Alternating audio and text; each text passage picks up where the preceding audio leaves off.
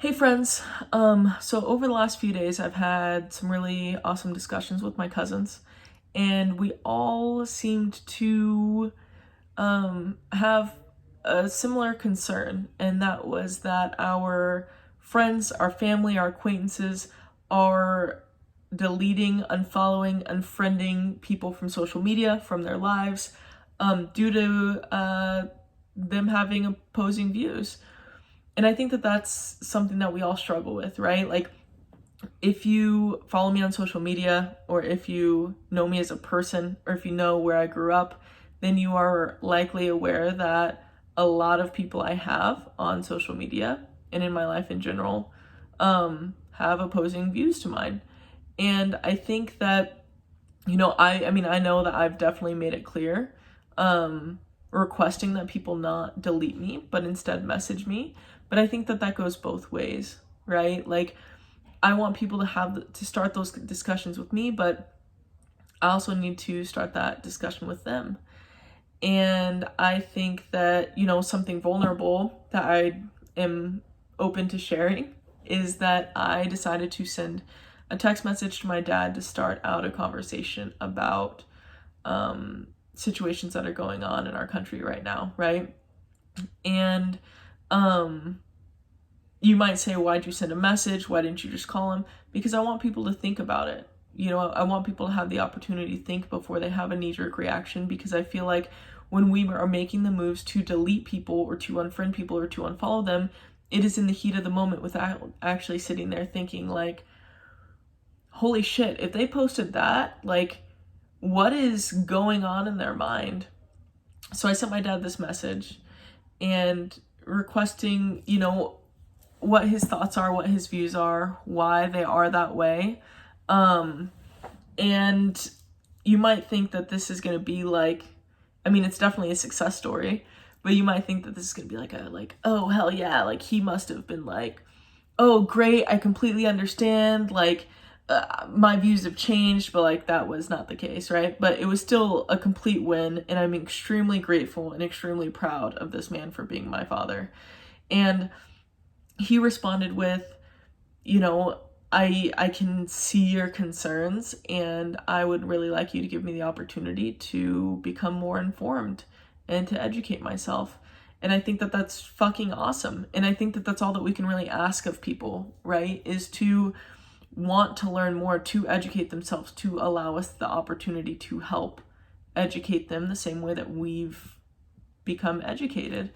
And so I guess I'm just asking you, because I'm consistently asking everybody else, reach out to me if you have opposing views, let's talk about it. So now I'm asking you, especially if you have similar views, to reach out to other people.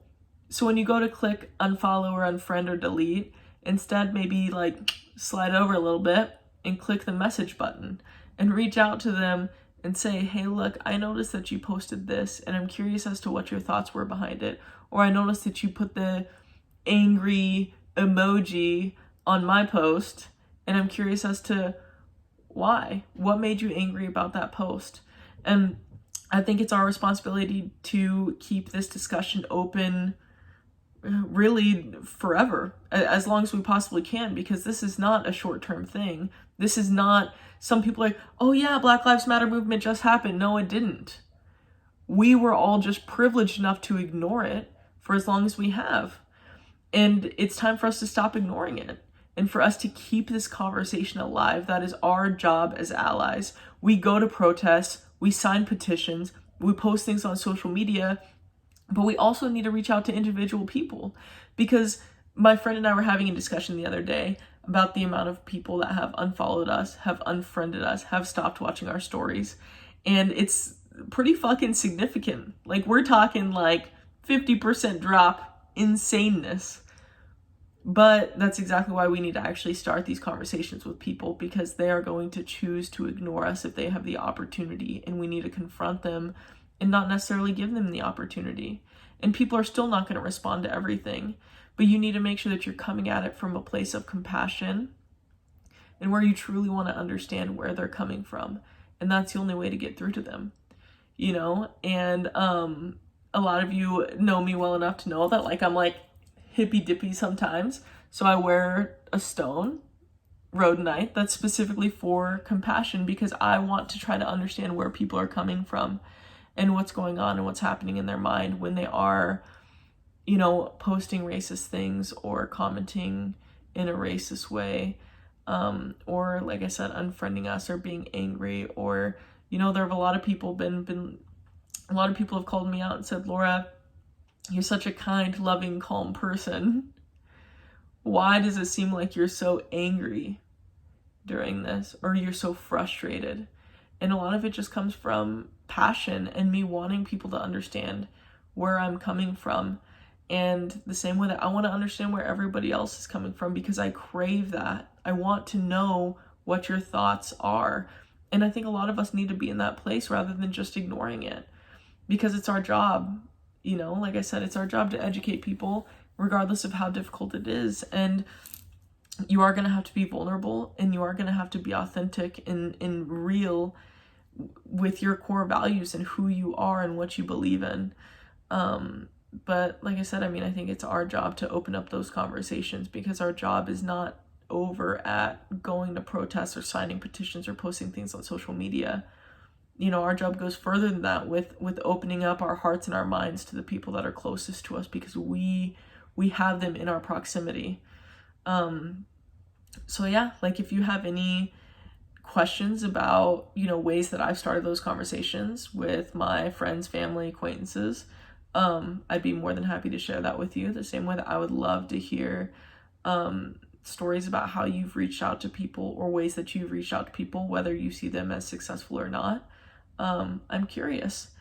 And if you still feel that the right thing to do is to delete, unfollow, or unfriend people, I'd love for you to reach out to me as well, because I'm curious as to what your thoughts are behind that. Really, I just want to start an open dialogue, and I want to understand more of where people are coming from, regardless of what your beliefs are, so we can better work together and figure out how we can be the most effective. If you know me, you know that I am a work smarter, not harder person if possible. You know, and in this case, it is, you have to work smarter and harder in order to, you know, get some type of outcome that we might want. And the easiest thing to do is to delete people, because we're just like, nope, they don't agree with us, done, fuck off, like over. But we can't be doing that. We need to take the steps that are harder and smarter in this situation, which is starting those hard conversations and being strategic about how we do it. Like I said, coming at it from a defensive angle, or from an angry angle, or from a frustrated angle is the easiest way to get people to shut down. And we need to make sure that we're in a good headspace so that we can be effective in those conversations. So yeah, like I said, I'm here as a resource if you need anything, and I would love for you to, you know, better inform me of where you are and what your thoughts are and what has worked for you or what hasn't worked for you. But, you know, we're in this together, and the fight isn't over for a lot of us. Unfortunately, it has just begun, but, you know, we are in this together. We are standing together. And yeah, I'm here. So talk to you later, friends.